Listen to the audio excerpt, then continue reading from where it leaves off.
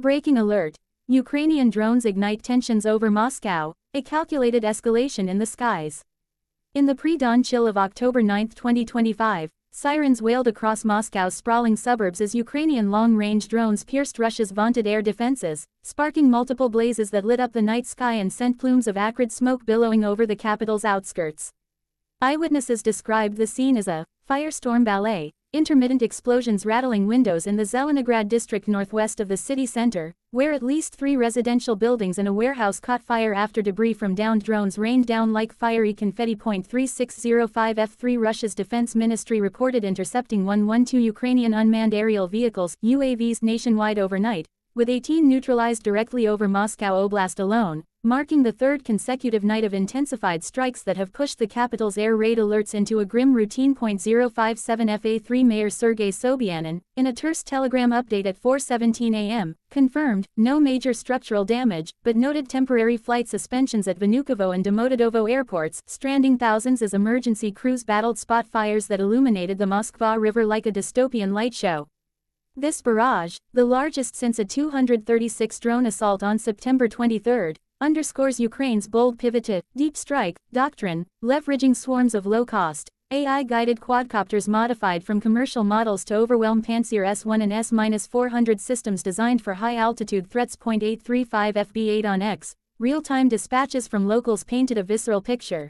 One video clip, shared by @Moscow Eyewitness at 3:45 a.m., captured orange fireballs streaking across the horizon, captioned, "Drones dancing death over our rooftops, sleep is for the brave." D541 BA casualties remain unconfirmed beyond minor injuries from shrapnel, but the psychological toll is palpable. Schools in affected districts shuttered, and traffic snarled as residents heeded evacuation drills echoing the 2022 Kyiv playbook in reverse.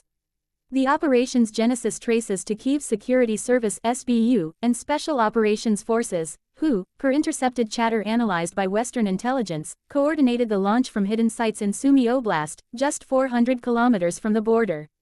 Dubbed Phantom Swarm, in leaked Ukrainian Milblog posts, the attack deployed over 150 drones in waves. The first decoys drawing radar locks to expose battery positions, followed by penetrators armed with 5-kilogram thermobaric payloads targeting secondary infrastructure like power substations and logistics hubs. 160596 Russian state media, via Rossiya-1, framed it as a desperate NATO proxy provocation, claiming 90% interception rates thanks to upgraded EU electronic warfare jamming from recent Iranian imports, but independent trackers like Oryx tallied at least 7 successful impacts, including a fuel depot blaze in Lyubertsy that spewed black smoke visible from the Kremlin.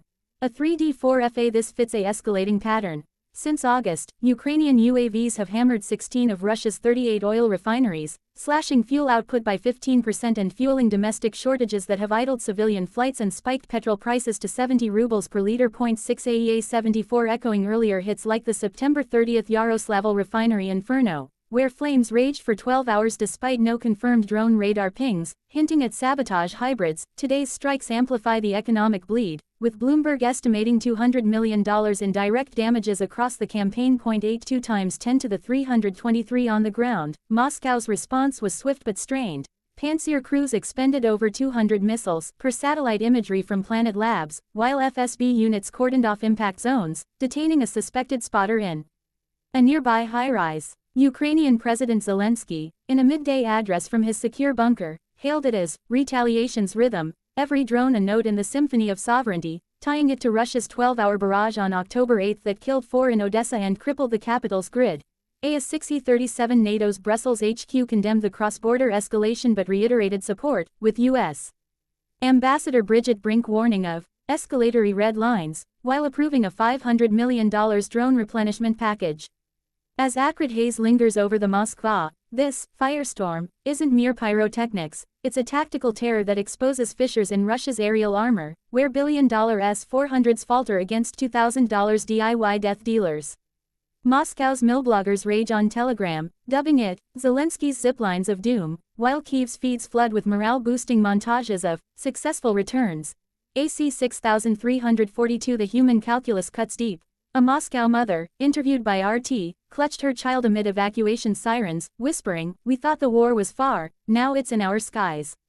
With winter's bite looming and Russian advances stalled near Pokrovsk, expect reprisals, perhaps Iskander missiles on Lviv or hybrid hacks on Ukraine's drone factories. Yet in this drone duology, Ukraine's gambit signals a war of attrition inverted, not boots on borders, but bites in the blackout, turning Moscow's marble halls into a cauldron of calculated chaos. The embers glow, the next wave whispers on the wind.